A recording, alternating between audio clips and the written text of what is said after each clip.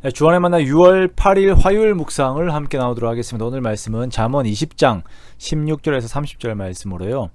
악으로 악을 갚지 말라라고 하는 제목으로 함께 묵상을 나누도록 하겠습니다. 요즘은 그리 큰 인기가 없습니다만 제가 어릴 때만 해도 중국 무술 영화가 그렇게도 재미있었습니다. 동네 아이들이 유선 방송이나 비디오를 보고 와서는 무술 흉내를 내고 싸움 놀이를 하며 놀았죠. 보통은 무술 영화의 스토리를 보면 어릴 때 적들로부터 가족들이 이제 살해를 당해서 그 복수를 위해서 이제 살아남은 이 아들이 힘을 키웁니다. 강한 스승을 만나고 무공을 연마해서 원수를 찾아가 결국은 복수를 하죠. 거의 대부분의 레퍼토리가 똑같았어요. 그러면 이제 주인공에게 감정이입이 되는 우리들도 막 속이 시원해집니다.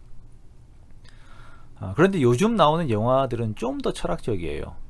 마지막에 그 원수의 아들이 또 살아남아서 복수를 준비하는 내용에서 영화들이 끝이 나는 경우들이 많이 있죠. 뒤에서 말하는 이런 영화들은 우리에게 질문을 던집니다. 또 다른 복수심을 낳은 이 결과는 어떤 의미인가? 이 복수를 위해 준비해왔던 평생의 시간들은 어떤 가치가 있는가? 자, 그러면서 우리들로 하여금 악을 대하는 태도에 대해 다시금 생각을 하게 만듭니다. 과연 어떤 것이 이기는 것인가?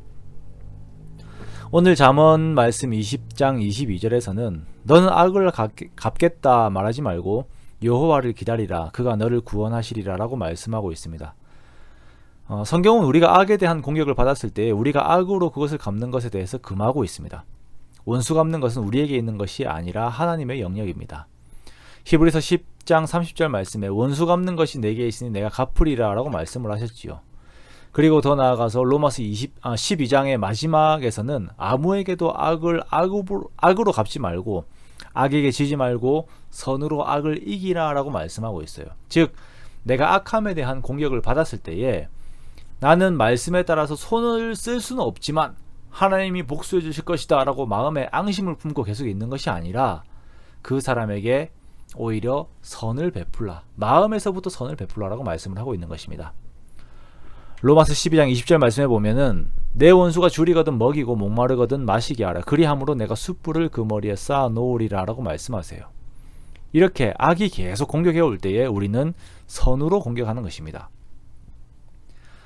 전쟁을 할 때 보병이 중요한 것은 점령지에 직접 들어가야 하기 때문이죠. 깃발을 꽂아야 합니다. 그리고 점령한 곳의 색깔을 승자의 것으로 만듭니다.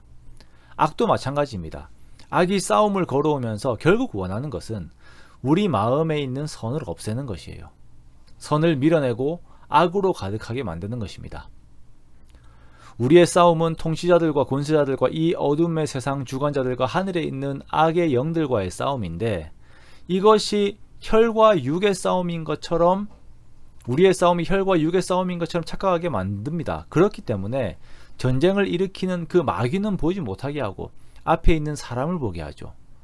그 사람이 주는 어떤 악함으로 인하여서 결국 나도 악에 장악당하게 하는 것이 마귀의 전략입니다. 그러나 여기에서 하나님의 자녀들은 하나님을 기다리며 선을 베풉니다. 그리고 하나님께서 결국 나와 모두를 구원하실 것을 기다리죠. 나를 통하여 하나님의 선이 이루어지기를 원하면서 계속적으로 선을 베풉니다. 그리고 결국은 선이 악을 이기게 만듭니다. 이에 대해 잘 나타난 것이 요셉과 그 형들의 이야기예요. 요셉은 형들로부터 악의 피해를 입었습니다. 형들이 동생인 요셉을 종으로 팔아버렸어요. 이것이 평생 복수심으로 살 수 있게 만드는 동기가 될 수도 있는 사안이었습니다. 나중에 총리가 되어서 그 힘으로 형들에게 보복할 수도 있는 상황이에요.